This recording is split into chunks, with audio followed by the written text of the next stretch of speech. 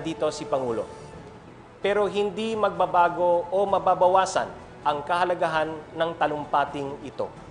Ang pag-ulat ng Estado sa ating bayan at pagbalangkas ng mga hakbang na gagawin ng gobyerno para iangat ang buhay ng bawat Pilipino.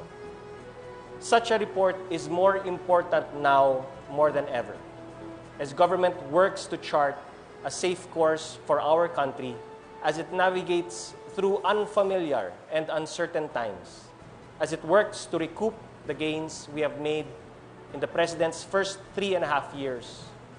Sa unang Pre-SONA ngayong taon, dinerecho tayo ni Finance Secretary Carlos Dominguez III. He said, the COVID-19 pandemic is perhaps the toughest economic crisis most of our people will live through. May mga binanggit siya mga datos tulad ng unemployment at ang pagbaba ng koleksyon ng gobyerno dahil sa pagbagal ng negosyo. Sabi naman ni DSWD Secretary Rolando Bautista sa pangalawang Pre-SONA, umaabot sa mahigit na 70,000 OFWs ang kailangang umuwi dahil sa epekto ng pandemya sa ibang bansa. Yesterday, we were provided with additional data that illustrates the challenges we face in the months ahead. In a survey conducted at the beginning of the month, just over 1/5 of those polled said their family had experienced involuntary hunger at least once in the past 3 months. A figure that represents an estimated 5.2 million Filipino families. DepEd Secretary Leonor Briones reported, on the other hand, that only 27% of those enrolled in private institutions of learning have returned to their schools, as many private school students have been transferred by their parents to public schools, with families feeling the economic fallout of the COVID-19 pandemic. Overall, according to Secretary Briones, the number of enrollees in both private and public schools has so far reached only 77% of DepEd's enrollment target of 27 million. Matindi, malawak, at masakit ang epekto ng COVID-19. May mga pamilyang di makakain. May mga pamilyang di makakapagpaaral. As in any natural disaster, it is society's most vulnerable sectors that have borne the brunt of this pandemic. Our farmers, our youth, our poor. Your government recognizes this, which is why Secretary Bautista stressed last week, patuloy na nagtutulungan ang lahat ng ahensya sa pagbangon ng ating kapwa Pilipino mula sa krisis na atin ngayong hinaharap. Ulitin ko po, ang malasakit para sa bawat Pilipino ay nananatiling pangunahing adhikain ng administrasyon para sa ikagiginhawa ng bawat sektor sa ating lipunan, kahit sa panahon ng pandemya. Malinaw po ito sa ibinuhos na pondo para magbigay ng ayuda at para matulungan ang ating mga kababayan. As Secretary Bautista reported, over 106 billion pesos from our Social Amelioration Program or SAP was distributed to provide assistance to more than 19 million beneficiaries during the pandemic. Bukod po dito, naglaan din ng pondo ang gobyerno para sa ating mga manggagawa, mga magsasaka at mga estudyante. For example, the SSS has approved a total of 479,000 applications for calamity assistance amounting to 7.5 billion pesos. To date, it has released 1.7 billion pesos to 102,500 borrowers. It has also launched a program for laid-off workers. And since the start of the lockdown, it has already approved 6,300 applications totaling 84.4 million pesos. To date, SSS has released 76.2 million worth of benefits to 5,740 applicants. The Department of Labor and Employment, for its part, has extended financial aid totaling 6.4 billion pesos to over 1.18 million displaced employees in the formal and informal sectors of the economy, including returning OFWs. Meanwhile, the Department of Agriculture released cash subsidies to over 1 million affected farmers and fisherfolk amounting to 6 billion pesos.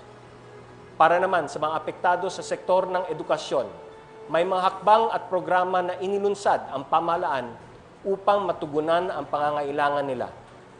For those employed by the Government Service Insurance System will introduce a new 30,000 peso computer loan program to help members purchase a computer in light of the shift to distance learning or online classes. In addition to this, in September, the GSIS will launch an educational loan program for its members to help them pay tuition and other school fees for their nominated student beneficiaries. Maglulunsad ang GSIS ng mga bagong programa para matulungan ang mga kawani ng pamahalaan sa pagpapaaral sa kanilang mga supling. Maliban sa computer loan program, meron ding programa para sa matrikula at iba pang mga kaugnay na bayarin. To address the struggles of private schools, private educational institutions can also seek help from the Land Bank of the Philippines Study Now, Pay Later lending program. Since the program's launch 2 months ago, over 80 educational institutions nationwide have expressed interest in accessing this credit facility. As of the beginning of this month, the bank has approved loan applications totaling 260 million pesos. Ito ang ilan sa mga hakbang ng gobyerno para matugunan ang pangangailangan ng ating mga naghihirap na kababayan. Today, we wrap up the pre-SONA activities, beginning with the reports of the Security, Justice, and Peace Cluster and the Climate Change, Adaptation, and Mitigation and Disaster Risk Reduction Cluster. Secretary Delphine Lorenzana of the Department of National Defense shall report on the untiring efforts of the Security, Justice, and Peace Cabinet Cluster in protecting and safeguarding the interests of the people and the nation, particularly the government's efforts to protect our national territories and to safeguard territorial integrity, sovereignty, and sovereign rights, in ensuring the welfare of our overseas Filipinos, in strengthening the rule of law, in institutionalizing an efficient and impartial justice system, in advancing and protecting human rights, and in attaining just and lasting peace.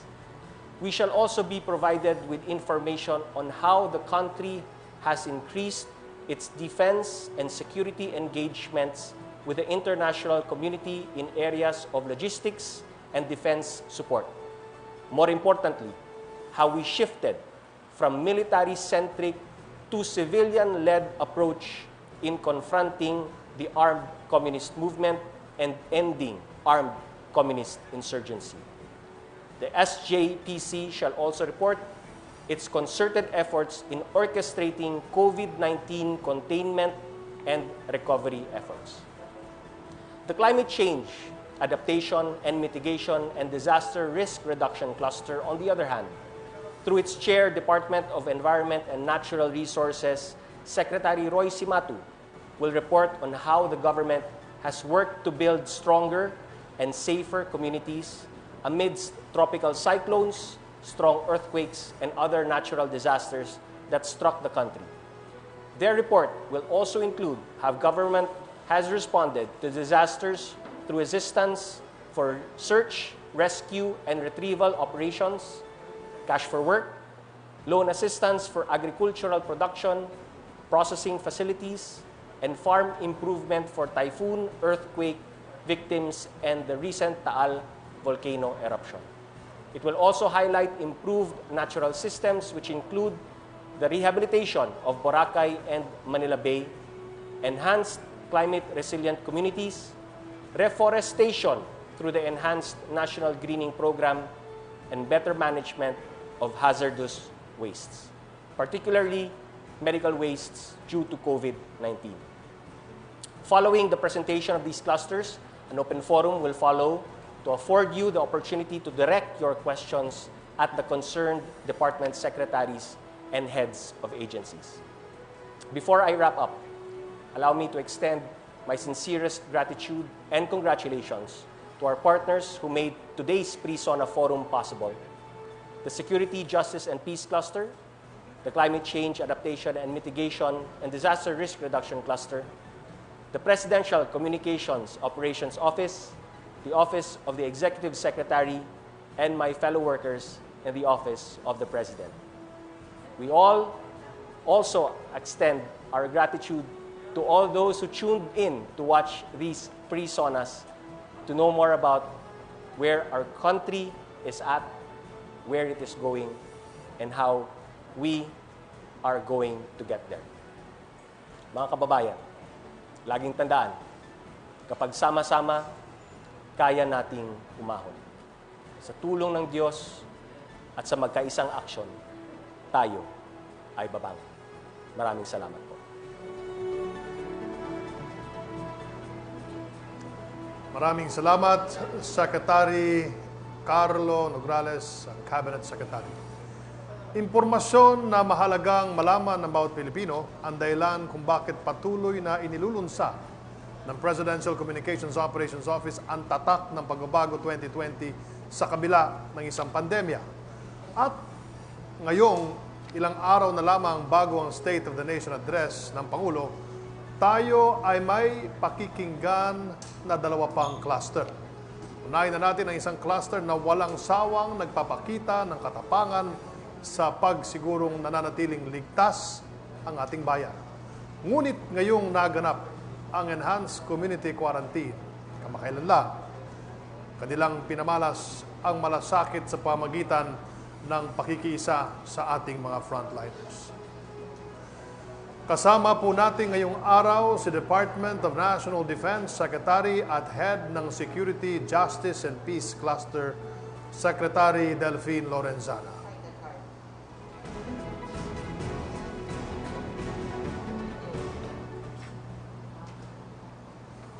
Mula sa Security, Justice, and Peace Cluster na binubuo ng Department of the Interior and Local Government, Department of Foreign Affairs, Department of National Defense, Department of Justice, Office of the Presidential Advisor on the Peace Process, at National Security Council, isang ligtas at mapayapang araw sa ating lahat. Kinagagalak kong iulat ang bunga ng ating pagsisikap para paigtingin ang seguridad, kapayapaan at hustisya sa ating bansa. Sa pangunguna ng Pangulong Rodrigo Roa Duterte, narito ang mga patunay ng patuloy na pagkalinga ng pamahalaan sa ating mga mamamayan. The Philippines continues to pursue an independent and principled foreign policy that serves our national interest, fosters respectful friendships, and facilitates beneficial and meaningful cooperation and partnership with the global community. Defending national sovereignty and protecting territorial integrity is a paramount priority of this administration. President Duterte's bilateral and multilateral engagements with other countries and cooperative mechanisms amongst claimant countries has significantly lowered the tension and has greatly helped in managing the issues in the West Philippine Sea. We have actively pushed for the effective implementation of the 2002 Declaration on the Conduct of Parties in the South China Sea. We are likewise pursuing the early conclusion of an effective and substantive Code of Conduct in the South China Sea by all the claimant states. We continue to engage them in confidence-building measures. To improve the living conditions of our people in the West Philippine Sea, we are upgrading existing facilities in the 9 islands that comprise the municipality of Kalayaan, particularly the island of Pag-asa. For the first time since 1970s, Pag-asa Island has received major infrastructure upgrades, namely a ship beaching ramp and a sheltered port for our fishermen. It is now easier to proceed with other development projects such as concreting the runway and its apron and construction of other structures for the residents and our troops. Addressing recurrent incursions and harassments by military and civilian Chinese vessels, the Philippines has taken diplomatic actions against China for activities against our national sovereignty. This is on top of our enhanced surveillance, enforcement, security, and development capabilities in the area. The AFP improved its identification, detection, and interdiction efforts through our newly installed air defense surveillance radars, the conduct of wider air and maritime patrols, and setting up additional detachments in strategic locations. Dahil sa mga ito, masosya na nating nababantayan at namamanmanan ang kalawakan at karagatan sa ating teritoryo. We continue to boost our defense capability through the AFP Modernization Program. The AFP has acquired several assets, the most recent of which is the BRP Jose Rizal, the Navy's first brand new frigate that was received earlier this month. Combat support aircraft are also due for delivery this year to the Philippine Air Force. Meanwhile, the President ordered us to defer the termination of the Visiting Forces Agreement with the United States. This allows our armed forces to continue engaging the U.S. forces in joint military exercises. We strengthened our maritime security cooperation with neighboring nations such as Indonesia and Malaysia to secure our shared borders. We also agreed with Indonesia and Palau to advance common interest in managing and preserving marine resources in the exclusive economic zones of the three countries. We have also launched marine explorations to protect the biodiversity of our waters.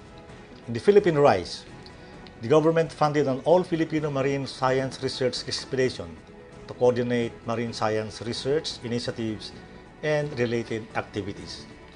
Moreover, consultations were held by the National Coast Watch Council and the National Task Force on the West Philippine Sea to update our national marine policy.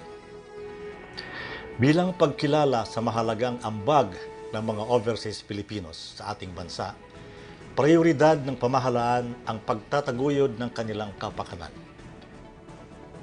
Upang matiyak ang agarang serbisyo saan man sila naroroon, nagdagdag ng 6 na embahada at konsulado ang Department of Foreign Affairs sa iba't ibang panig ng daigdig.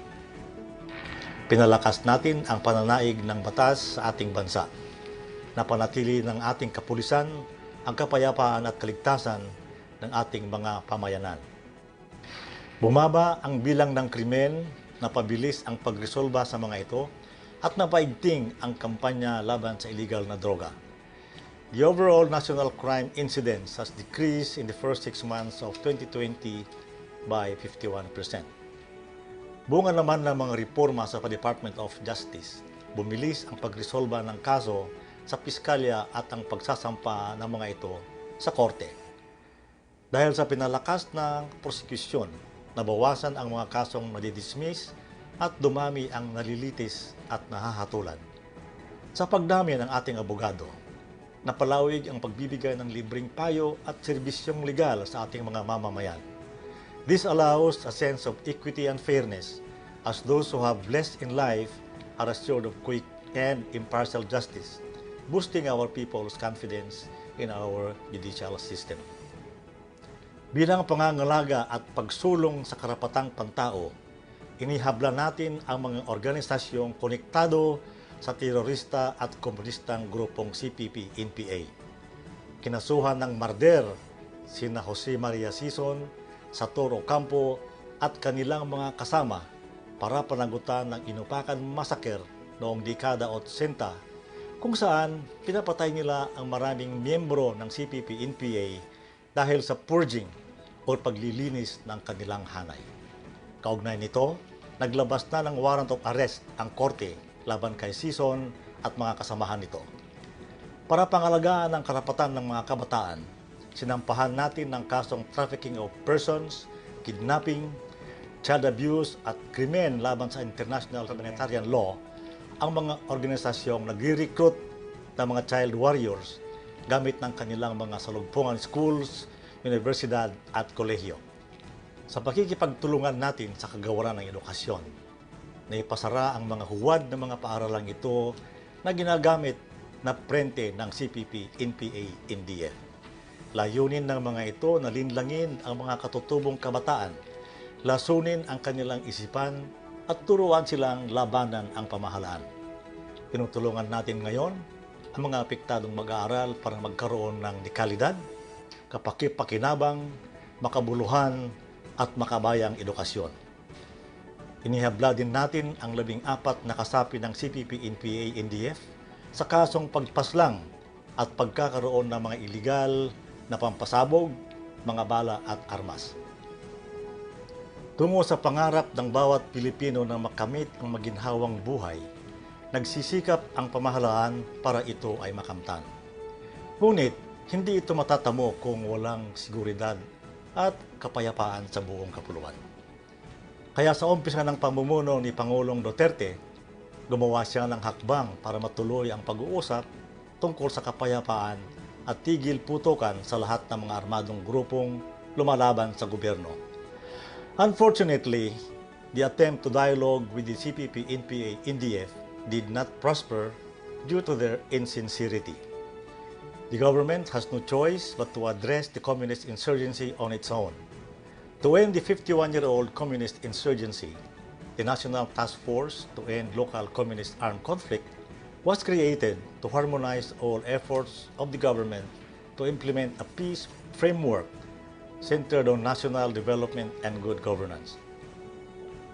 Hindi baril at bala ang solusyon para wakasan ang mga armadong grupong lumalaban sa pamahalaan, kundi mabigyan sila ng pagkakataong magbagong buhay at mabuhay ng tahimik kapiling ng kanilang mga pamilya. Dahil sa Enhanced Comprehensive Local Integration Program ng Task Force Balik Loob na binubuo ng iba't ibang ahensya ng nasyonal at lokal na pamahalaan, libo-libong dating rebelde na ang natulungang magkaroon ng bahay, lupa, kasanayan at kabuhayan. Sila ang nagiging inspirasyon ng mga dati nilang kasamahan para sila ay magbalik loob na rin. Upang matugunan ang mga pangangailangan ng mga nagbabalik loob, nagpagawa tayo ng mga halfway homes sa mga lalawigan para magsilbing pansamantala nilang tuluyan habang inaayos ang kanilang permanenteng tirahan at kabuhayan. We are also honoring our signed peace agreements with the other internal armed conflict groups such as with the MILF, MNLF, RPMP, RPA, ABB, TG Kapatiran, and CBA, CPLA. Patuloy nating binubuhusan ng tulong ang mga komunidad sa pamamagitan ng payapa at masaganang pamayanan o pamana program. Marami na ang natapos at marami pang kasalukuyang ginagawang community development projects sa buong bansa. In Marawi City, our social healing and peace-building programs are being implemented to promote social cohesion and develop a culture of peace, mutual understanding, and solidarity. Through various peace forums, former combatants and their families have become peaceful and productive citizens. Binalangkas natin ang National Action Plan on Preventing and Countering Violent Extremism in the Philippines, ang kauna-unahang programang kontra sa radikalismo sa Timog Silangang Asya. Pinagkakaisa nito ang pamahalaan, civil society, relihiyosong grupo at iba't ibang sektor ng lipunan upang masugpo ang radikalismo. The most successful peace initiative of the government is the passage of the Bangsamoro Organic Law that created the Bangsamoro Autonomous Region in Muslim Mindanao o BARMM. The Bangsamoro Transitional Authority undertakes capacity building, legislates laws, and pursues partnerships with the national government and international community to realize their dream of self-rule. An intergovernmental relations body has been formed to coordinate the efforts of the national and BARMM governments for the development of BARM. Part of the Bangsamoro Organic Law is the decommissioning of MILF combatants. 30% of them have already been decommissioned, and the remaining 70% will be decommissioned in the next 2 years. The passage of Republic Act number 11479, also known as the Anti-Terrorism Act of 2020, will greatly enable our security forces to proactively prevent and defeat terrorism. Titiyakin namin na ang bisa ng batas na ito ay itutuon lamang sa mga teroristang gustong maghasik ng lagim at karahasan sa ating mga mamamayan at pamayanan. Hindi namin pahihintulutang magamit ito para hadlangan o yurakan ang mga karapatang pantao sa ating lipunan. Sa kasalukuyan, ang buong daigdig ay nakatuon sa pandemyang COVID-19. Nagsisikap tayo para pigilan ang pagkalat ng sakit at maibsan ang masamang epekto nito sa buhay ng ating mga kababayan at sa ating bansa. The National Task Force on COVID-19 integrates, streamlines, and decentralizes government's efforts through our National Action Plan. Anchored on the test, treat, and trace management system, we focus on prevention, detection, isolation, treatment, reintegration, and eventual adaptation to the new normal.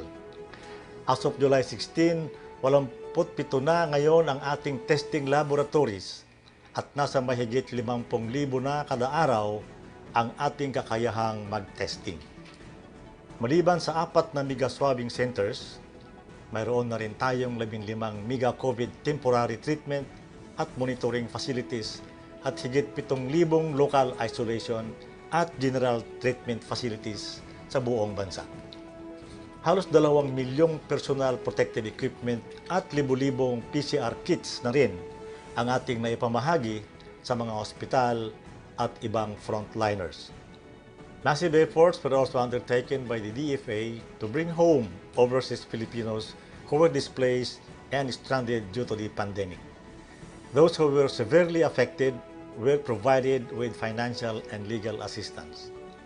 Ang Philippine Air Force at Philippine Navy ay nagamit sa paghakot ng mga medical supplies mula sa ibang bansa. Nagamit din ng Philippine Air Force, Philippine Navy, at Philippine Coast Guard sa paghatid ng mga dumadating na mga overseas Filipinos at locally stranded individuals sa kanilang lalawigan. Ang Philippine Army naman ay nagbigay ng libreng sakay sa Metro Manila. Nitong ika-18 ng Hulyo, mahigit 72,000 overseas Filipinos na ang ating ligtas na naihatid sa kanilang mga probinsya. Bilang pagsunod sa atas ng Korte Suprema, pinalaya ng Department of Justice ang libu-libong mga bilanggong matagal nang nakapiit, subalit hindi pa nahahatulan. Pinabilis din ang paggawad ng parole para sa pansamantala o ganap na paglaya ng mga bilanggong dapat tumanggap nito. Habang nilalabanan natin ang pandemya, bumuhos naman ang donasyon at suporta mula sa lokal na pribadong sektor. Patunay na buhay ang diwa ng bayanihan sa ating bayan. Sa ngalan ng ating mahal na Pangulo at ng buong National Task Force on COVID-19, maraming salamat po sa mga nagbigay ng tulong. Upang magtagumpay tayo laban sa COVID-19, ang kailangan natin ngayon higit kailanman ay disiplina, kooperasyon at pakikisa sa pamahalaan at sa isa't isa. Ang sabi nga ng ating mahal na Pangulo, walang iwanan, we recover and heal as one. Pasalamatan din natin ang ating mga sundalo at mga pulis na nasa front lines, yung mga nagbabantay ng mga checkpoints at nagpapatupad ng quarantine rules sa mga barangay. Kasama na rito ang mga military doctors at nurses na nasa mga COVID hospitals. Araw-araw nilang isinusuong ang kanilang mga sarili sa panganib para pagsilbihan ang bayan. Sa ngalan ng buong Security, Justice and Peace Cluster na pinangungunahan ni na Secretary Teodoro Locsin Jr., Secretary Eduardo Año, Secretary Carlito Galvez Jr., Secretary Minardo Guevara, Secretary Hermogenes Esperon Jr., at ang inyong lingkod, Secretary Delphine Lorenzana, kami pong lahat ay lubos na nagpapasalamat sa inyong patuloy na suporta. Maraming salamat at mabuhay ang sambayanang Pilipino. Maraming salamat, Secretary Delphine Lorenzana, at sa lahat ng mga modernong bayaning bumubuo sa inyong cluster. Decisive leadership, ito ang dahilan kung bakit natin nakakamit ang progreso. Sa administrasyon na ito din na ipakita na decisive leadership can also be the key para magkaroon ng pagbabago sa pangalaga sa ating kalikasan. Matapos ang matagumpay na rehabilitasyon ng Boracay at ng Manila Bay, ano-ano pa ba ang mga hakbang ng Climate Change Adaptation and Mitigation and Risk Reduction Cluster para masigurado na kasama ang kalikasan sa pag-asenso at pagtamasa ng positibong mga resulta. Alamin natin mula mismo sa head ng cluster, DENR Secretary Roy Simato.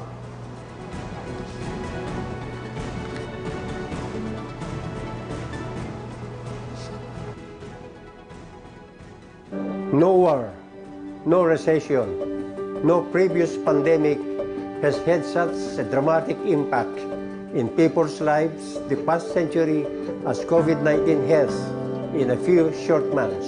On the other hand, climate change is perhaps the greatest challenge we have ever faced post-industrial revolution.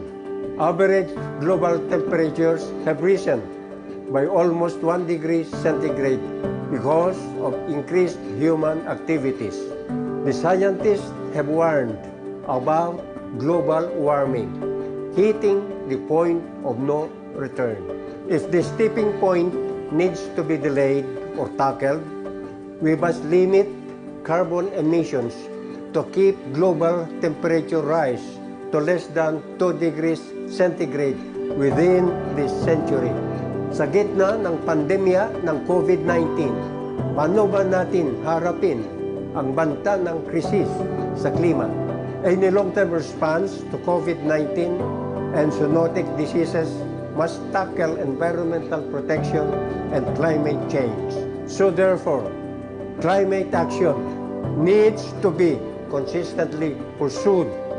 The Cabinet Cluster on Climate Change, Adaptation, Mitigation, and Disaster Risk Reduction has been moving in a direction where our actions and investments today will potentially prepare us for the current health emergency, future pandemic, and the looming climate crisis. The Cabinet Cluster on Climate Change Adaptation, Mitigation, and Disaster Risk Reduction worked relentlessly to help President Rodrigo Roa Duterte build stronger and safer communities.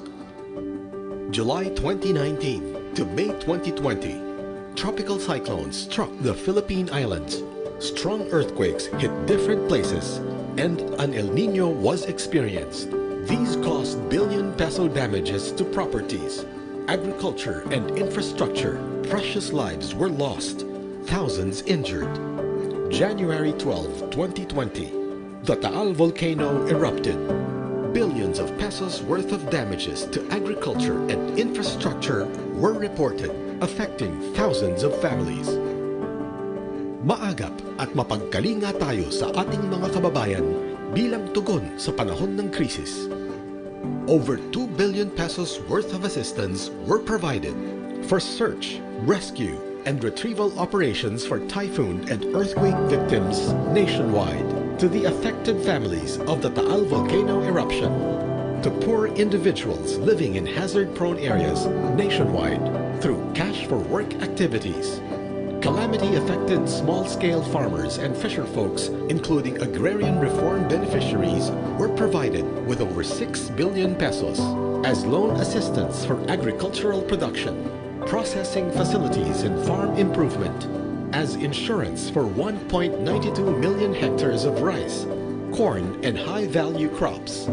Over 300 million peso worth of climate change adaptation projects were approved for implementation under the People's Survival Fund in several provinces. Kaalaman at kahandaan, matibay na susi sa ating katatagan.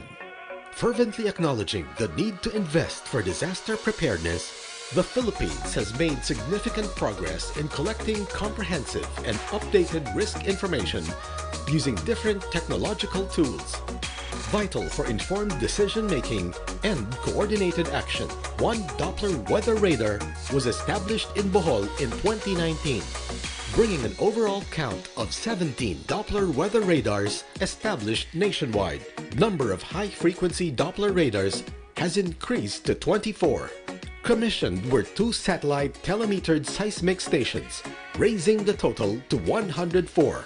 Generated were additional 9 active fault maps. Training and technical assistance were provided to LGUs, national government agencies, and the private sector through the GeoRisk PH, Hazard Hunter PH program, and the GeoAnalytics PH platform were developed, aimed to generate data for more accurate reporting and preparing for hazards. The Philippines was able to access funds from the Green Climate Fund with the approval of $10 million project for the establishment of a multi-hazard, impact-based forecasting and early warning system in hazard-prone provinces. This proves government's determination to scale up forecast-based financing, which uses weather projections to give vulnerable communities the resources they need to prepare. High-level simulation exercise among cabinet officials and executives was conducted, providing an avenue to identify areas to strengthen disaster preparedness, prevention, and mitigation. To ensure public service continuity at post-disaster, government command and control centers are being established to ensure prompt availability of critical lifelines. Safe open spaces and critical lifeline facilities in Metro Manila were identified and mapped. Government Emergency Communication System Mobile Operations Vehicle for Emergency, a rapid deployable emergency communication system to disaster-stricken areas in the country was launched. Tuloy-tuloy na pagkalinga sa likas na yaman at kapaligiran, susi sa ating katatagan. Government improved natural systems and enhanced climate-resilient communities. Boracay Island Rehabilitation, a President Duterte legacy, is about enforcing the law. Beach easement recovery reached 67% completion. Structures not compliant of the required easement were demolished. Boracay circumferential road improvement is almost 50% completed. Boracay Drainage Improvement Project's construction to address island flooding is on track. Water quality already reached the safe level for swimming and skin diving. Manila Bay's rehabilitation makes headway in the cleanup and improving the water quality, another milestone of the President. At the Manila Baywalk, a 1.7-kilometer wastewater interceptor was constructed to catch dirty waters from the 3 notorious outfalls of Manila at a solar-powered sewerage treatment plant, STP, beside the Manila Yacht Club. This STP is capable of treating 500,000 liters of untreated water per day. As a result, coliform levels at the Baywalk area have drastically decreased recently. A 2.5-kilometer-long trash boom was already installed, designed to trap for collection of floating debris coming offshore before these would inundate the seawall of the Manila Baywalk. Dredging the waters fronting the whole Manila Baywalk is in full blast, while nourishment of the beach area beside the U.S. Embassy is ongoing. Dredging of the Tullahan-Tinajeros River system through the support of San Miguel Corporation's 1 billion pledge for the dredging and cleanup of the river system has started. With the help of barangays, communities, private sectors, and estero rangers, the massive cleanup of esteros continues. Direct dumping of trash along the riverways draining to Manila Bay is a critical issue that needs to be resolved in a comprehensive manner. Provision for resettlement of the informal settler families is a key action in the rehabilitation of Manila Bay. With the relentless cleanup drive and the mobilization of the barangays and communities, this is how Baseco looks like now. The cleanup prepared the communities for the need for continuing hygiene to fight COVID-19. After 1 year since the battle for the Manila Bay was waged, people can see concrete actions whereby they can look forward, watching the sunset by the bay and enjoy a nearby beach. Enhanced National Greening Program remains the government's major tool for reforestation. 2.031 million hectares were planted with 1.704 billion seedlings, generating 5,004,336 jobs. ENGP provides livelihood opportunities to the communities.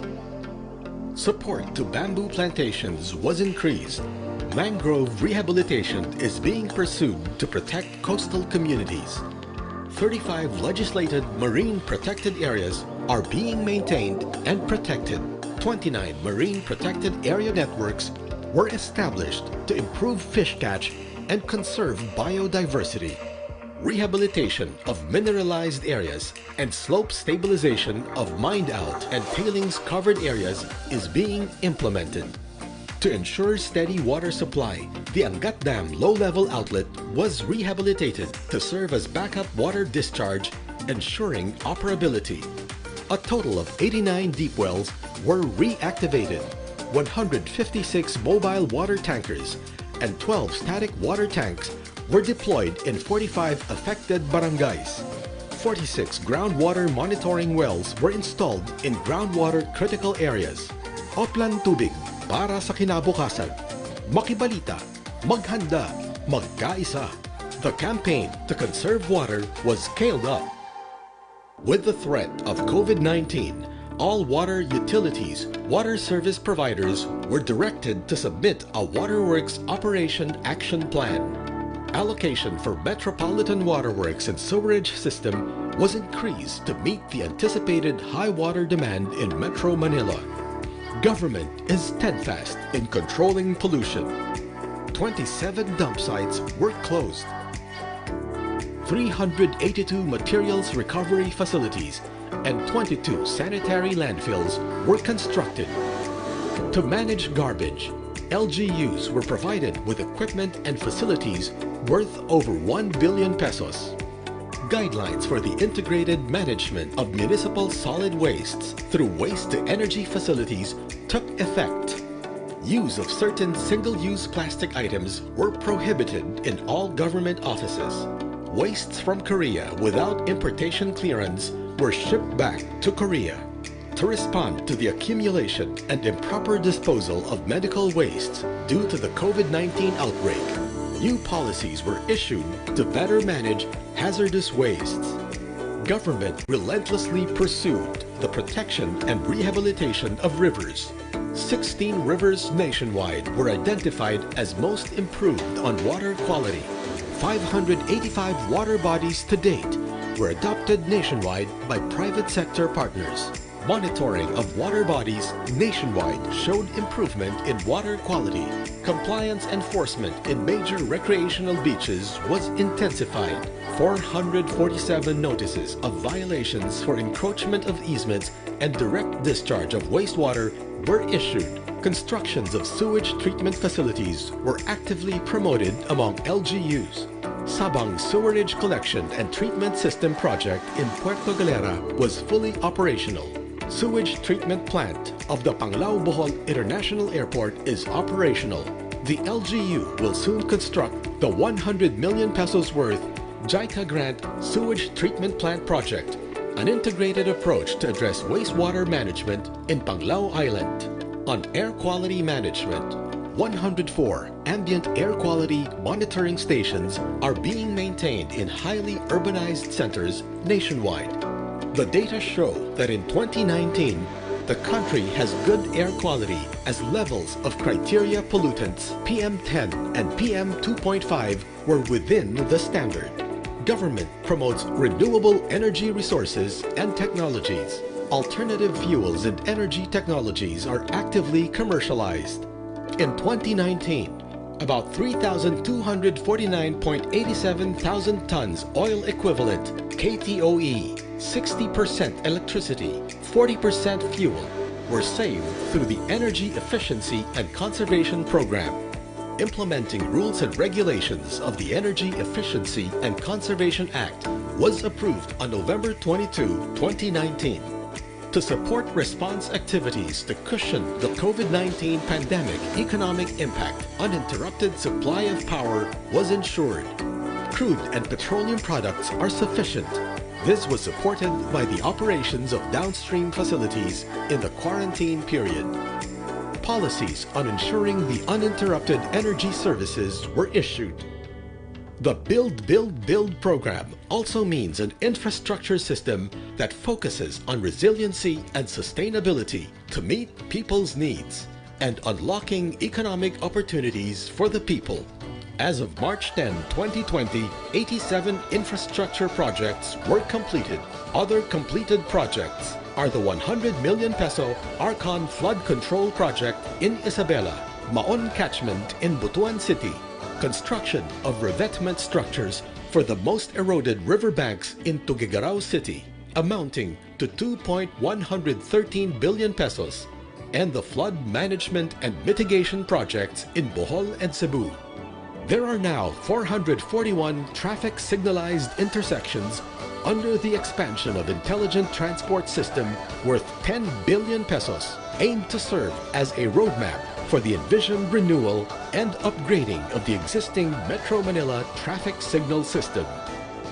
Building resilience to climate impacts could cost us 140 to 300 billion US dollars annually by 2030. While meeting World Health Organization minimum standards for pandemic preparedness will require up to 3.4 billion US dollars per year. Climate action and disaster preparedness cannot wait. Our choice is not to delay and pay. Moving forward, we shall plan and prosper. This is CCAM DRR Cabinet Cluster Reporting. Climate emergency remains urgent as ever. It is like the COVID-19 emergency, just in slow motion and much graver. The Cabinet Cluster and CCAM DRR shall prioritize actions and investments that will reduce the long-term health impacts from and increase our resilience and adaptive capacity to both coronavirus pandemic and climate change. More effective healthcare waste management shall be implemented to overcome the huge volume of infectious and hazardous waste in hospitals. Treatment, storage, and disposal facilities in the country shall be increased. To prevent zoonotic diseases due to biodiversity loss, we shall intensify, enhance surveillance and enforcement activities in degradation hotspots and critical ecosystems. Research and development on utilizing natural resources for disease prevention and cure shall be undertaken. For food security, the plant program shall be aggressively undertaken. Reforestation and watershed management, forest protection, and agroforestry development, especially in critical watersheds, shall be strengthened.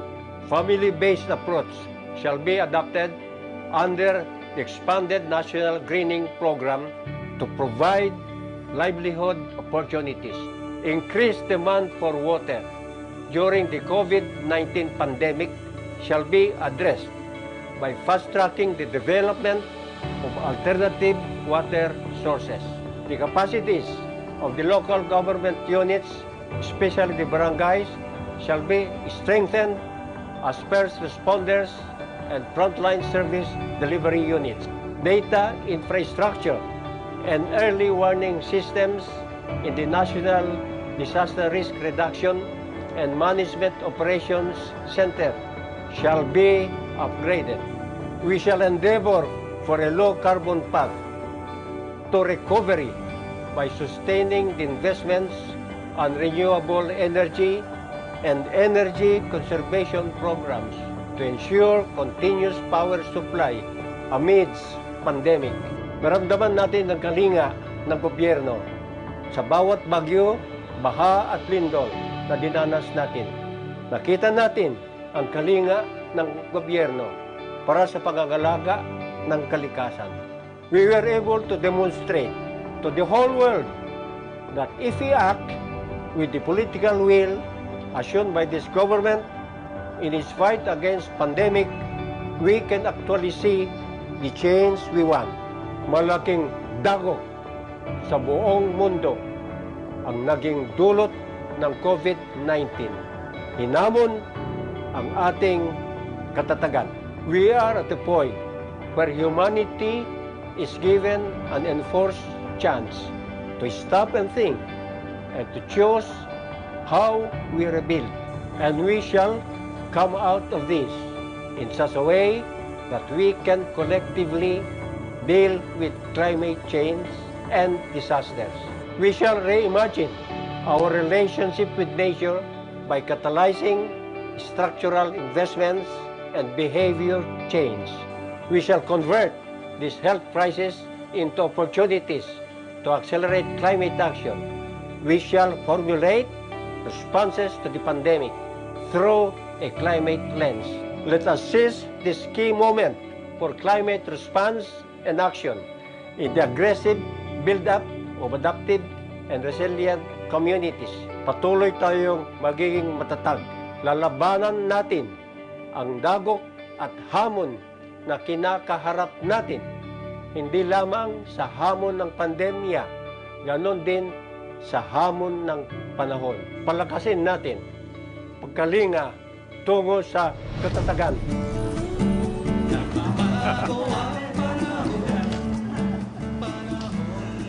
Ating narinig ang mga ulat mula sa Security, Justice and Peace and Climate Change Adaptation, Mitigation and Disaster Risk Reduction Clusters. Ngayon naman po ay magtutungo sa pagsagot sa mga katanungan ng publiko. Makakasama natin live via Zoom ang mga heads of agencies na sina DENR Secretary Roy Simato, DND Secretary Delphine Lorenzana, CCC Secretary Emmanuel de Guzman, DOST Secretary Fortunato Boy de la Peña, NSC Secretary Hermogenes Esperon Jr., DFA Secretary Teodoro Locsin Jr., DOJ Secretary Menardo Guevara, DILG Secretary Eduardo Año, OPAP Secretary Carlito Galvez Jr., DA Secretary William Dar. Simulan na po natin ang mga katanungan. Unahin po natin ang tanong para kay Secretary Delphine Lorenzana. It was reported that the DND donated a part of its budget for COVID-19 fund. How did this affect the AFP modernization program? Secretary Del. Good morning, Sec Martin. Palagay ko yung word na donate ay hindi appropriate kasi hindi naman namin pera yan. Ang tama siguro ay reprogramming of the budget from some projects sa DND towards the COVID campaign or COVID fund. Out of the 19.3 billion pesos na ibalik sa DBM, 9.4 billion ang para sa modernization. Yung iba naman 9.7 billion para sa capital outlay at 125 million yung para sa MOOE. Ngayon, itong mga projects na ng modernization na natanggalan ng pera ay naiurong natin sa susunod na mga taon. Kasi hindi naman sila masyadong critical sa ating mission. So ito ang naibalik sa DBM, 19.3 billion. And out of that, 9.4 billion para sa modernization. Thank you. At Secretary De Lorenzana, thank you po. Susunod na katanungan ay para po naman kay Secretary Esperon. In the implementation of the Anti-Terrorism Act of 2020, how will the government ensure that the people are protected against possible abuses in the application of this law and that human and civil rights are upheld. Secretary June. Magandang umaga, Secretary Martin, at sa ating fellow cabinet members. Magandang umaga sa ating mga kababayan. You know, ang Republic Act 11479 or the Anti-Terrorism Law states as a matter of policy that the state shall uphold basic rights and fundamental liberties of the people as enshrined in the Constitution. And that in pursuit of this policy, quote, governments shall not prejudice respect for human rights, which shall be absolute and protected at all times. Thus, in Section 4 of the law, enumerated are the acts that can be considered as terroristic activities. And in Section 4 itself, it is provided that terrorism shall not include advocacy, protest, dissent, stoppage of work, industrial or mass action, and other similar exercises of civil and political rights. It is therefore very clear that activism is not terrorism, and terrorism is not activism.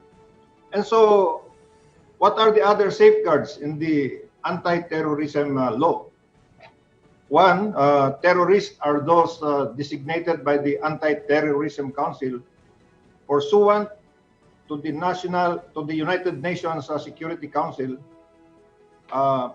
Resolution number 1373, or those that are proscribed through the Court of Appeals, or those that are arrested in flagrante delicto.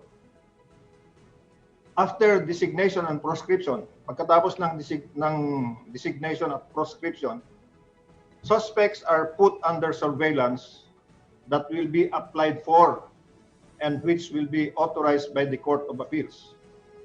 And if surveillance is done without order of the Court of Appeals, it is punishable by 10 years imprisonment. Law enforcers also who remove, delete, shred, or destroy results of surveillance face imprisonment of 10 years.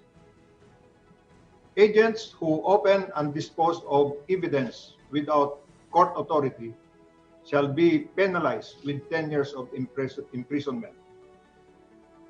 Moreover, arrests and detentions shall be immediately reported in writing to the judge of the court nearest the place of arrest. And this written notice must be furnished to the Anti-Terrorism Council and the Commission on Human Rights. This is the first time that we are doing it. We report the arrest to the Commission on Human Rights. Otherwise, the penalty will be 10 years imprisonment. Violations of rights of detainees, failure to exercise and maintain official logbooks, torture and coercion during investigations and interrogations shall be punishable with imprisonment. Napakaraming punishment nito pag nagkamali ka dito. That's why we need technical and trained people that will work in counter-terrorism. There are 5 other offenses punishable with imprisonment, including examining bank deposits, placements, and trust accounts without authorization. And we must realize that, very importantly, as another safeguard and limit to the powers and functions of the Anti-Terrorism Council itself, the Council shall not function as a judicial or quasi-judicial body. Its actions will be based on law and by authorization of the courts. Finally, there shall be a joint Congressional Oversight Committee with 12 members from the Senate and from the House of Representatives, with 2 members from the minority. Yan ang Joint Oversight Committee. And the implementing rules and regulations of the Anti-Terrorism Act shall be furnished to this Joint Oversight Committee. We are therefore confident that with this Anti-Terrorism Act, we will be better equipped and more capable in addressing the menace of terrorism.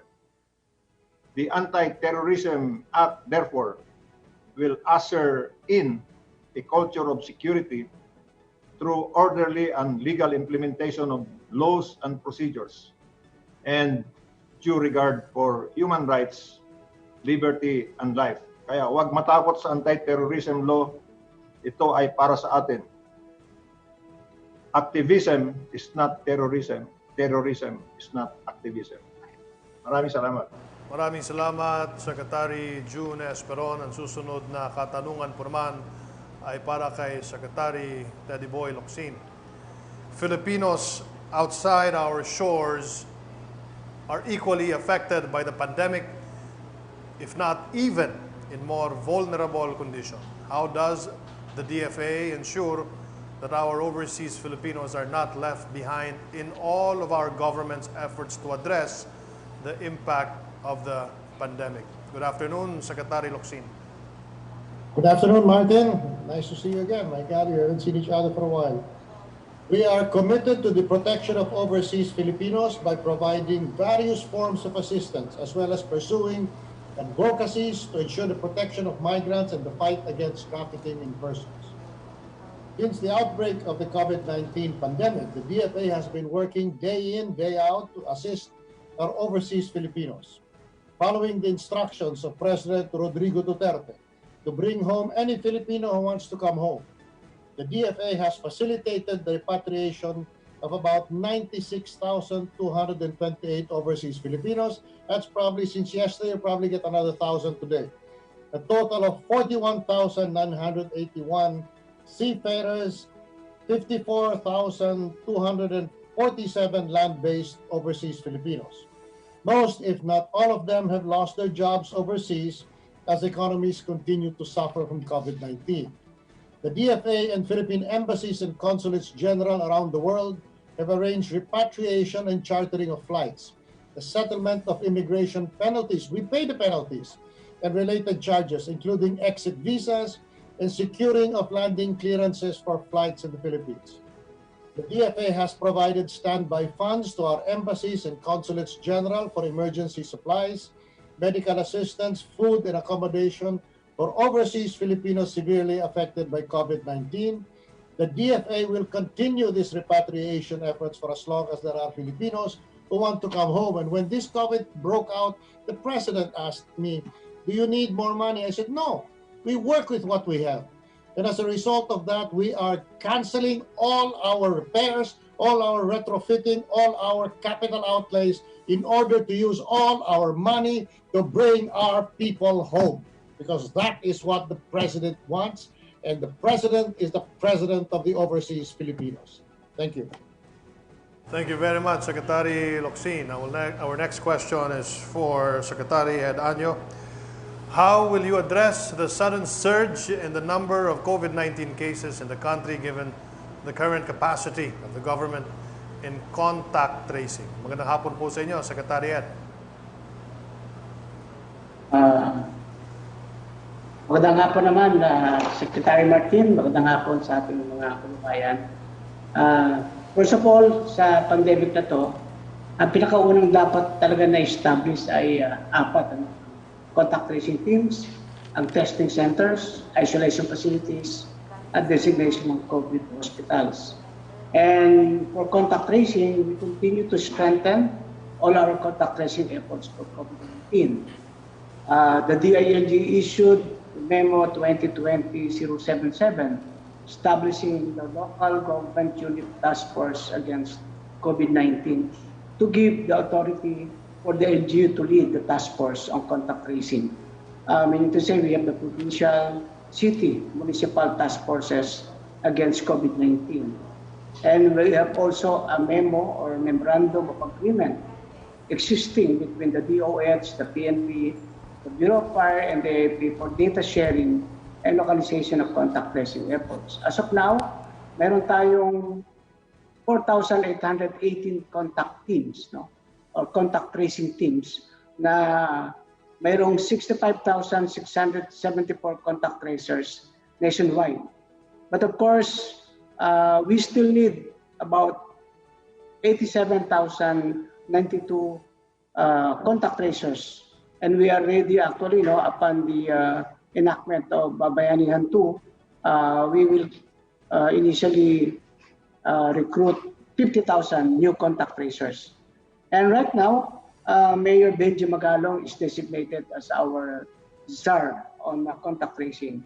And together, we continue to do consultations, dialogues, training, and provide advices to affected LGUs, particularly on the LGUs that are on localized lockdown or implementing localized lockdown. And we are also developing the contact tracing e-system, wherein we will employ COVID-19 data collection tool, GIS platform, and analytical tool for link analysis. But the bottom line here is the individual person. Alam mo, sa bilis ng pagdami ng ating mga new cases ngayon, we need the people to step forward. If they have close contact or have been exposed, you can actually reach our LESU or SESU, our LGU and health officials.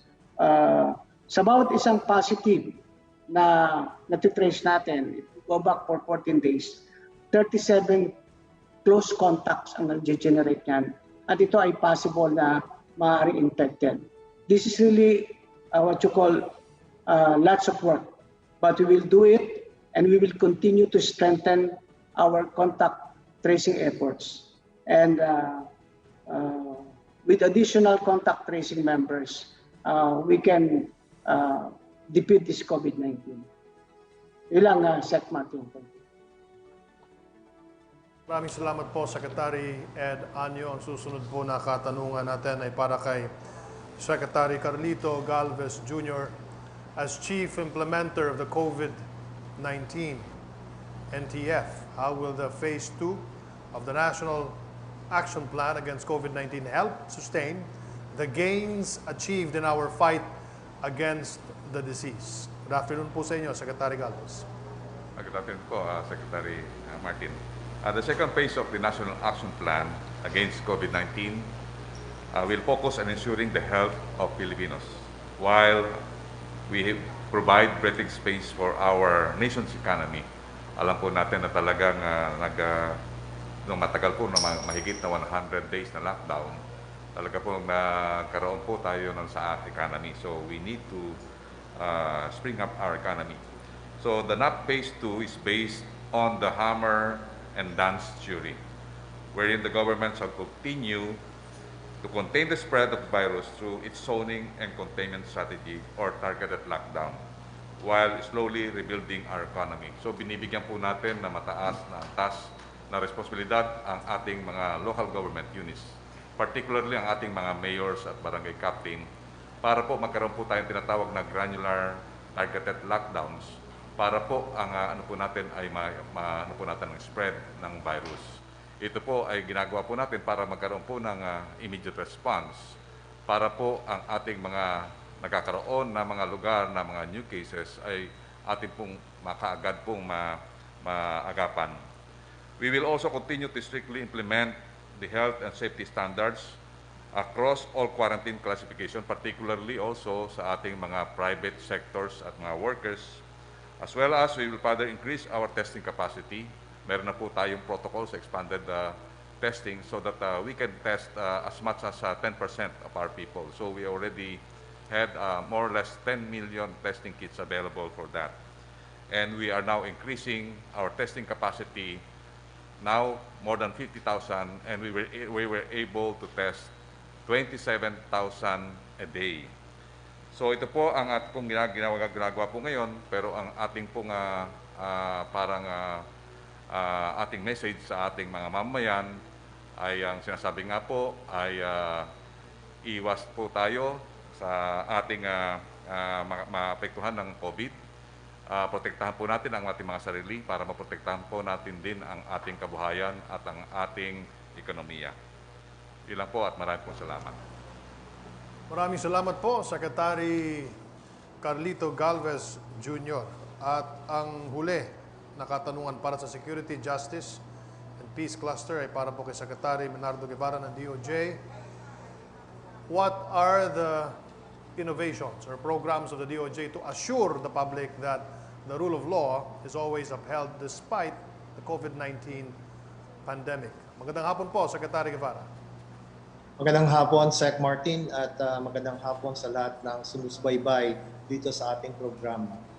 Alam mo, Sec, it is of utmost necessity that law and order be maintained and preserved during critical times, such as during a public health emergency or a state of national calamity.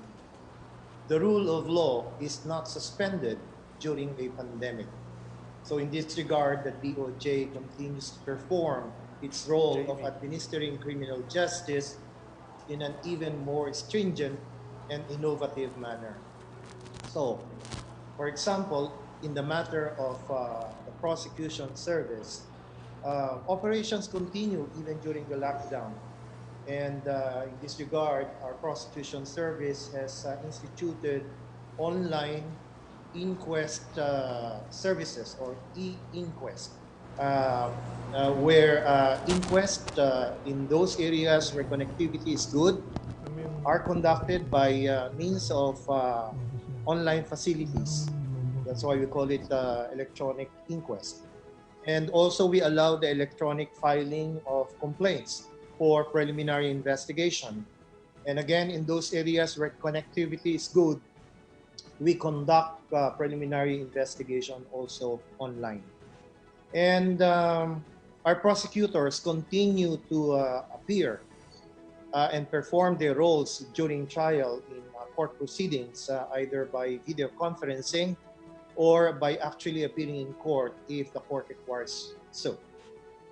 Secondly, the DOJ, through its investigative arm, the National Bureau of Investigation, has focused or targeted its efforts in the investigation of offenses which are connected with the pandemic. Most notably, cases pertaining or complaints pertaining to hoarding, overpricing, profiteering, violation of the cash aid, yung tinatawag nating ayuda, violation of quarantine protocols, and so forth and so on. Thirdly, the DOJ is a major participant. In fact, it's an original member of the IATF. And during the regular meetings of the IATF, the DOJ makes or ensures that whenever stringent measures are being considered by the IATF in order to prevent the transmission of the virus, that the constitutional rights of the people are also protected. So we discuss, we factor in during our discussions measures on how to ensure that certain rights of the people, no? For example, the right to travel, right to privacy, right to free exercise of religion, right to peaceable assembly, and so forth and so on, are also respected. So those are the ways and means that the DOJ has been performing its role in the administration of justice during the pandemic times. Thank you, Secretary. Thank you so much, Secretary Guevara. Ang ating susunod po na katanungan ay para po naman sa cluster ng Climate Change, Adaptation, Mitigation, and Disaster Risk Reduction Cluster.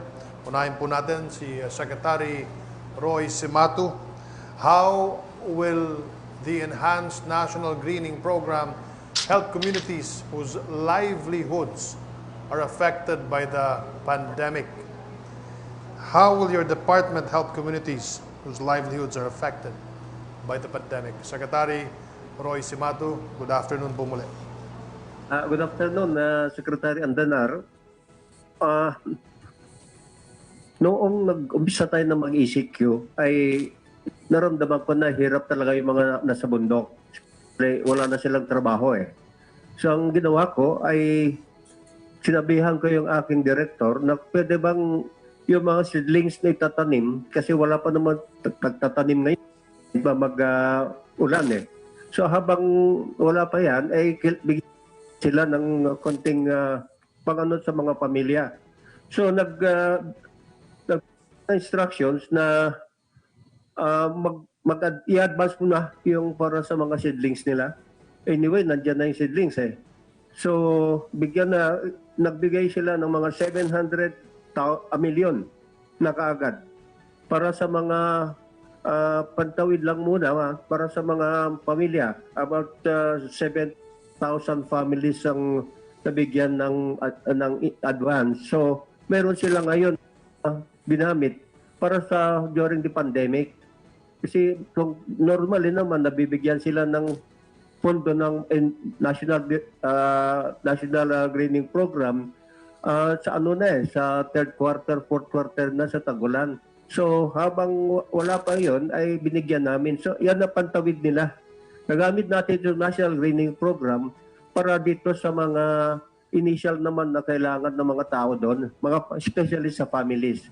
So ito ang medyo humble contribution ng aming department para naman lalo na yung mga hindi pa nakatanggap at that time ng yung social amelioration, ito na bigay sa kanila. So na-anticipate ko na ito, Mr. Secretary. Maraming salamat. Maraming salamat po, Secretary Roy. Ang susunod po na katanungan ay para po kay Secretary Delphine Lorenzana. What are the preparedness actions or measures of the National Disaster Risk Reduction Management Council Office of the Civil Defense for the rainy season? Magandang hapon po muli, Secretary Del. Magandang hapon, Secretary Martin.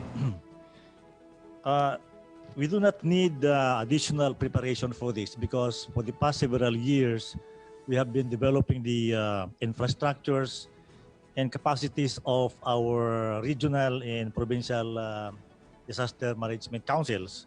So nandiyan na sila dahil nga tayo ay dinadalaw ng ulan at bagyo taon-taon, ay nakagawa na tayo ng mga hakbang. We have already strengthened the capacities of the provinces, the towns, and the barangays, in fact, to address any adverse effect of the rainy season. So, yan ang sagot ko, Secretary Martin. Handa tayo. Handa yung NDRRMC at saka yung OCD para sa pagdating ng tagulan. Thank you. Thank you po, Secretary Del Lorenzana. Ang susunod na katanungan ay para po kay Secretary Boy de la Peña ng DOST. The country, being prone to various natural hazards, needs to be on guard from these threats while also combating COVID-19. There are two agencies under the DOST, Pag-asa and PHIVOLCS, which are our frontliners in monitoring and providing information and warning of hydro, meteorological, and geological events in areas that can be affected. Are there new science, technology, and innovation solutions from these agencies to improve early warning and hazard and risk assessments? Magandang hapon po, Secretary Boy de la Peña. Magandang hapon, Sec Martin. And I have to speak for two agencies under the Department of Science and Technology. First, on Pag-asa, what we have done was to improve our capabilities through the installation of more facilities. For example, we have installed additional Doppler radars for tropical cyclone and rain monitoring, and high-frequency Doppler radars for sea waves monitoring, as well as flood forecasting and warning systems. So this meant an increase of in the case of our Doppler radars, an increase from 16 to 17. In the case of our high-frequency Doppler radars, from 12 to 24. In the case of our flood forecasting and warning systems, from 8 to 13. And this will still be augmented by the ongoing establishment of 5 more flood forecasting and warning systems in the river basins in Abulog, Ilog, Hilabangan, Agusan, Mindanao, and Aklan. We also have a new method to predict the likelihood of tropical cyclone occurrence within the next 2 weeks. And this has been developed by a team of our researchers at Pag-asa. This method provides information on the possible occurrence of tropical cyclone and its path and trajectory 5 to 16 days in advance. It is now being used and tested by Pag-asa's weather forecasters, and the initial observations reveal that the new method performs with considerable accuracy. Now, in the case of our PBOX, to improve our capability to monitor earthquakes, we continuously expanded the Philippine Seismic Network through the commissioning of additional satellite telemetered seismic stations. So from 98 seismic stations in 2017, we have now 104 seismic stations nationwide. And this will help us monitor small earthquakes with magnitudes less than 3, which is essential in predicting possible sites of bigger and more damaging earthquakes. To address also the lack of systematized information for an effective climate and disaster risk assessment, the DOST has supported PBOX. Actually, they led a multi-agency geospatial information management and analysis project for hazards and risk assessment in the Philippines, which we call in short GeoRisk PH.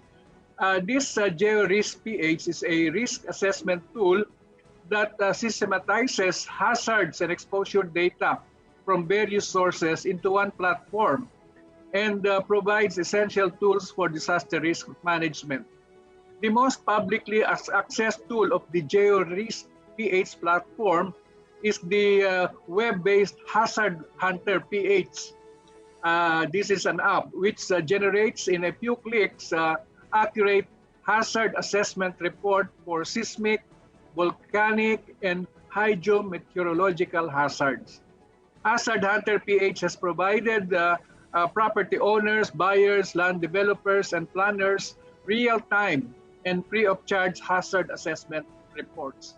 Another platform is the GeoAnalytics PH, which can generate maps and analytics to maximize smart and efficient decision-making and policy-making. This application could be used in the smart implementation of infrastructure projects under the Build program, and of course, development efforts towards achieving the long-term goals aligned with our Ambition 2040. Thank you. Maraming salamat, Secretary Boy de la Peña. Ang susunod po na katanungan ay para kay Secretary Willie Dar ng Department of Agriculture.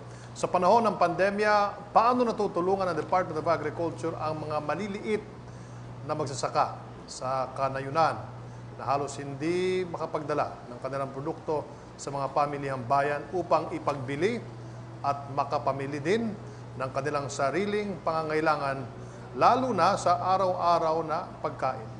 Sec. Willie Dar, magandang hapon po sa inyo. Magandang hapon po naman, Sec. Martin at saka mga colleagues sa cabinet and sa lahat po na... Okay, good afternoon to all of the colleagues from cabinet. Una, let me mention na we got the strong support of the IATF in terms of all the unhampered movement of cargoes, particularly food supplies and medicines, including logistical support. So, ang laking tulong po itong whole of nation approach under the IATF, under the leadership of President Rodrigo Roa Duterte. At gusto kong banggitin na marami tayong ginawa at ginagawa pa during this pandemic. Let me mention a number of them. One is enhanced implementation of Kadiwa ni Ani at Kita, purposely strengthening our partnership with the private sector engaged in agribusiness para mabili lahat o ma-track yung mga produkto na galing doon sa kanayunan, mas lalo na doon sa mga trading post, kagaya po ng La Trinidad Benguet at sa Bamban, Nueva Vizcaya, at dito sa South naman, dito sa Sariaya, Quezon at saka sa Batangas. So gusto natin na itong mga food supplies ay makarating po sa metro areas, kagaya po dito sa Metro Manila na maraming populasyon.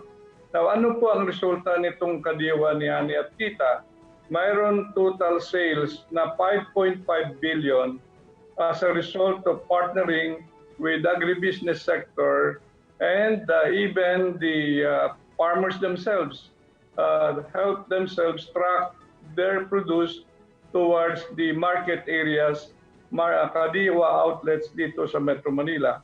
Mayroon rin tayong ugnayan sa mga local government units at may advokasya tayo during these last 4 months na yung mga local government chief executives ay bibili na ng mga food packs for their distribution at may na-monitor po kami na worth 2.5 billion na ang binili ng local government units sa mga kanilang mga farmers at fishers. So ang laki po ng influensya nitong kadiwa at Ani at Tita. Pangalawa po ay mayroon amelioration for farmers. Yung let me mention a number of these amelioration programs. One is mayroon tayong expanded Sure Aid and Recovery Project for marginal small farmers and fishers. They can borrow as high as 25,000 pesos, zero interest, and payable in 10 years, walang collateral. Ilan na po ang nag-avail nito? We have total 30,699 farmers getting 767 million pesos, and we have released to our partner lending conduits 1.12 billion pesos. Now, another Sure Aid loan program ay para sa micro and small enterprises naman. 93 enterprises have now availed, totaling 646 million pesos. And we have released to our partner lending conduits 1.5 billion pesos. Now, another one directed to the rice farmers, mayroon tayong ibinigay na financial subsidy for rice farmers. Those affected particularly by the rice tariffication law. About 3 billion has been given to 591,246 beneficiaries. Early this year, let me also mention rice farmer financial assistance, another 3 billion, and 597,404 beneficiaries were benefited from this amelioration for them. So again, gusto natin banggitin na Sec Martin na ang kagawaran ng pagsasaka with all our partners, a whole of nation approach, ay sinisiguro po natin na mayroon tayong sapat na pagkain dito during the pandemya, at we would like to believe that we can survive and we can reboot again Philippine agriculture with the help of President Rodrigo Roa Duterte. I would like to then conclude by saying that no amount of pandemic and or impacts of climate change can slow us down. No lockdown can really delay our activities in farming and fishing. Let us be resilient and turn challenges into opportunities to survive and move forward towards a food secure and more resilient Philippines with prosperous farmers and fishers. Mabuhay po tayong lahat. Babangon ang Pilipinas. Maraming salamat po, Secretary Willie Dar ng Department of Agriculture. Ang susunod po na katanungan ay para po sa Climate Change Commission. Secretary Emmanuel de Guzman, what is the role of climate change adaptation and mitigation in the green recovery? Is it imperative to anchor green recovery under climate change action? Magandang hapon po, Secretary de Guzman. Thank you, Secretary Martin. Magandang hapon po sa inyong lahat. Tulad po ng COVID, climate change is an urgent global concern. It is an existential threat. It is a life and death issue. Like our response to COVID, we must heed science in responding to the climate crisis. Kailangan po nating ibangon muli ang ating ekonomiya mula sa dagok ng pandemya ng mas matatag kaysa dati. We cannot just go back to business as usual, vulnerable and defenseless against the next pandemic or global disruption. Mahalaga pong kaakibat ng pagbabago at pagbabangon ng ating bayan mula sa pandemya ang mabisang pagtugon at pag-angkop sa climate change. This is how we've been approaching green recovery in the Cabinet Cluster on Climate Change Adaptation and Mitigation and Disaster Risk Reduction. Our Green Recovery Program shall uphold the health of the people and the planet. It shall let us survive and thrive amid climate change. Sa layuning ito, binabalangkas po ng climate change ang Nationally Determined Contributions or NDC. Ito po ang susi sa ating green recovery.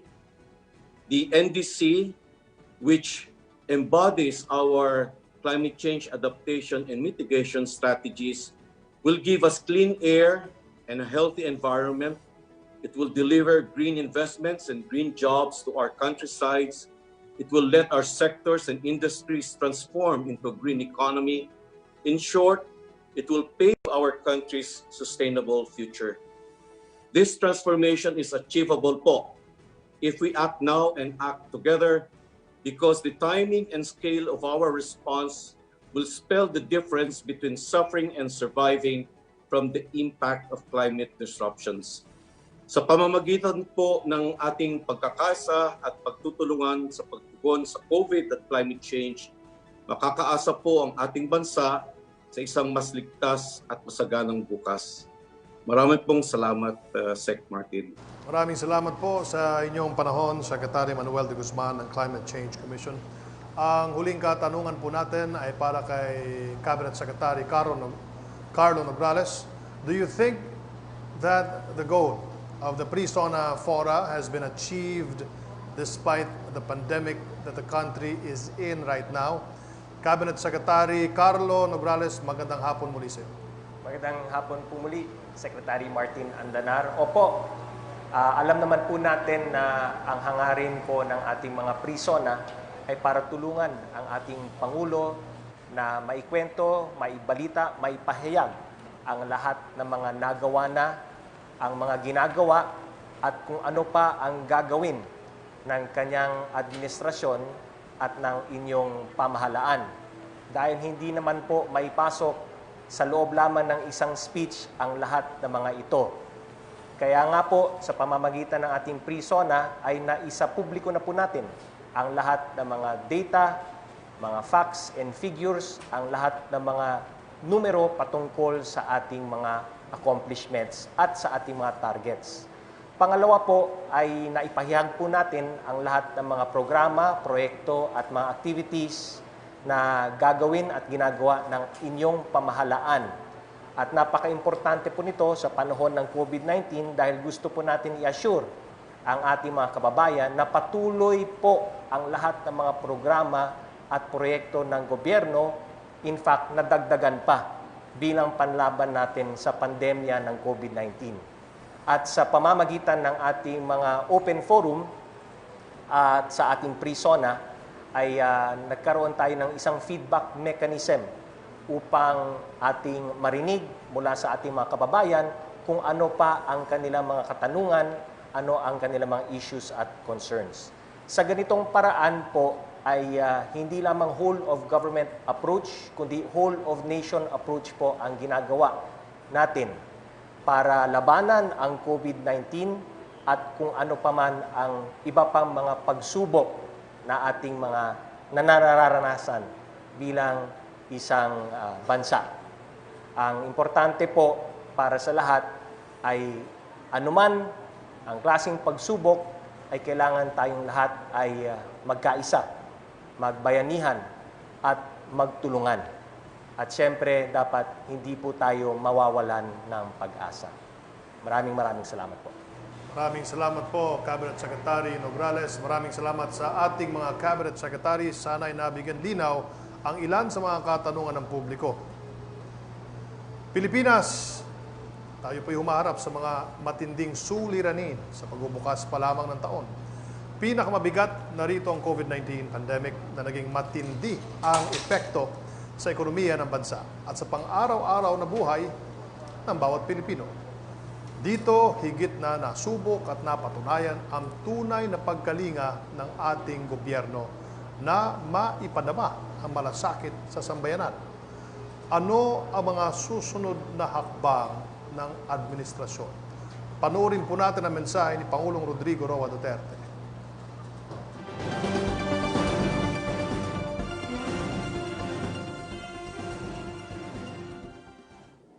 My fellow Filipinos, the accomplishments that we have just presented to you in this Pre-SONA forum are the fruits of our collective efforts to foster real, lasting, and meaningful change in our country.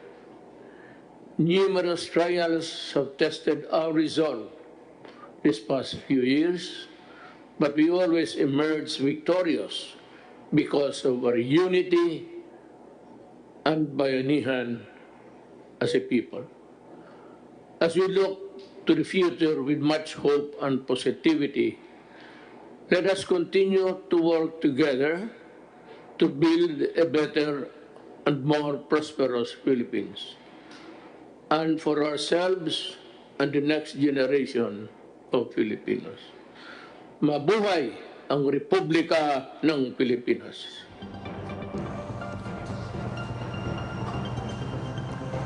Maraming salamat po sa lahat ng nanonood at nakibahagi sa ating Pre-SONA Forum.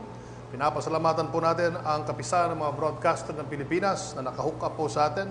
Kasama po dyan ng Philippine Broadcasting Service, DZMM, DWWW, DZXL-RMN, DZRH, DZWB, Bombo Radio, Radio 5, 92.3 News FM, the Philippine Information Agency, the Philippine News Agency, Filipino Star Ngayon, PTV, IBC, CNN, Signal TV, GMA, DZRH, Signal TV, One News, DWIZ, GMA News, News 5, Manila Times, RPN, DD, Katropa, DWBW, DWRN, Radyo Kaisahan, Abante Tonight, at sa lahat po na naka-tune in po ngayon, naka-hook up. Maraming salamat po. Please stay tuned dahil pagkatapos ng programang ito, mayroon tayong virtual presser kung saan natin bibigyang kasagutan ang mga tanong naman galing sa ating mga kaibigan sa media. Sa ating cabinet cluster heads and members, salamat sa inyong paikipagtulungan. Nakasama natin sa unang bahagi ng Pre-SONA Forum na ginanap noong July 8 ang Economic Development Cluster at Infrastructure Cluster. Napakinggan natin sila Department of Finance Secretary Carlos Dominguez, Bangko Sentral Governor Benjamin Jokno, at Department of Public Works and Highways Secretary Mark Villar. Ayon sa ating economic managers, tinamaan ng husto ang ating ekonomiya ng pandemyang ito. Nahihirapan man tayo, katulad po ng mga bansa sa buong mundo, ngunit dahil sa reformang pinansyal at maayos na pangasiwa sa ating ekonomiya, bago pa man tumama ang COVID-19 pandemic, tayo ang isa sa pinakamalakas, pinakamatibay at pinagkakatiwalaang ekonomiya sa rehiyon. Nakatulong ito sa maagap na pagtugon sa pangailangan ng ating mga kababayan. May mga senyales na rin na bumabangon ang ating ekonomiya. Muling maibabalik sa dati ang takbo ng mga negosyo sa muling may angat ang estado ng ekonomiya ng ating bansa. Hindi rin matitigil ang implementasyon ng mga proyekto sa ilalim ng Build program upang makakatulong sa pagbigay ng napakaraming oportunidad ng trabaho sa mga manggagawang Pilipino na siyang importanteng bahagi ng ating economic recovery. Nakasama naman natin sa pangalawang Pre-SONA Forum na gianap noong July 15 ang Human Development Poverty Reduction Cluster at ang Participatory Governance Cluster. Napahinggan natin sila Department of Social Welfare and Development Secretary Rolly Bautista, Department of the Interior and Local Government Secretary Eduardo Año, and DBM Secretary Wendell Abisado. Patuloy ang pagpapatupad ng mga programang mapagkalinga para tumugon sa pangailangan ng taong bayan sa usapin ng kalusugan, kabuhayan at edukasyon, pati na rin ang pagtulong sa ating mga kababayang maralita ngayong panahon ng pandemya. Sa ating whole-of-nation approach, mas mabilis at epektibo ang paghahatid ng serbisyo sa publiko sa maigting na pagtutulungan ng gobyerno at bawat mamamayang Pilipino, babangon tayong sama-sama. Ngayong umaga, sa pangatlo at huling bahagi ng Pre-SONA Forums, nakasama po natin ang Security, Justice, and Peace Cluster at Climate Change Adaptation, Mitigation, and Disaster Risk Reduction Cluster. Napakinggan po natin sila Department of Environment and Natural Resources Secretary Roy Simatu at Department of National Defense Secretary Delfin Lorenzana. Lalong paiigtingin at bibigyang prioridad ang pagpapanatili ng peace and order sa buong bansa. Ngayon tayo ay nagsisimulang bumangon sa mga hamon na dulot ng pandemya. Patuloy rin ang pagsabak sa aksyon para mapangalagaan at maprotektahan ang ating kalikasan. Lahat ng mga layuning ito, maliit man o malaking programa at proyekto, ay makakatulong sa pagkamit ng mapayapa at maginhawang pamumuhay ng lahat ng mga Pilipino. Ito po ang patuloy nating pagkalinga para sa kinabukasan ng ating bansa. Ating abangan at subaybayan ang State of the Nation Address ni Pangulong Rodrigo Roa Duterte sa darating na Lunes, July 27. Ako po, si Secretary Martin Andanar para sa Tatak ng Pagbabago 2020, the Pre-SONA Forums. Kapag tulong-tulong, kaya nating umahon. Magkakasama, tayo ay babangon.